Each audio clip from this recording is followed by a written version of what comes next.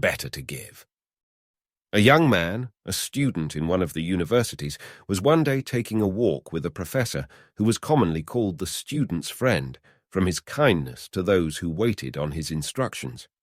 As they went along, they saw lying in the path a pair of old shoes, which they supposed to belong to a poor man who was employed in a field close by, and who had nearly finished his day's work. The student turned to the professor, saying, "Let us play the man a trick. We will hide his shoes and conceal ourselves behind those bushes, and wait to see his perplexity when he cannot find them."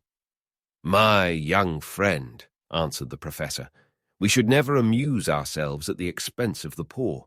But you are rich, and may give yourself a much greater pleasure by means of this poor man. Put a coin in each shoe, and then we will hide ourselves and watch how this affects him." The student did so, and they both placed themselves behind the bushes close by. The poor man soon finished his work and came across the field to the path where he had left his coat and shoes. While putting on his coat, he slipped his foot into one of his shoes, but feeling something hard, he stooped down to feel what it was and found the coin. Astonishment and wonder were seen upon his countenance. He gazed upon the coin, turned it around, and looked at it again and again.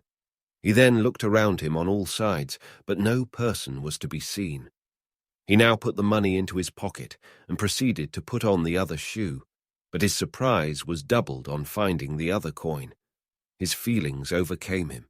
He fell upon his knees, looked up to the heavens, and uttered aloud a fervent thanksgiving, in which he spoke of his wife, who was sick and helpless, and his children without bread, whom this timely bounty from some unknown hand would save from perishing. The student stood there deeply affected, and his eyes filled with tears. "Now," said the professor, "are you not much better pleased than if you had played your intended trick?" The youth replied, "You have taught me a lesson which I will never forget. I feel now the truth of these words, which I never understood before. It's more blessed to give than to receive."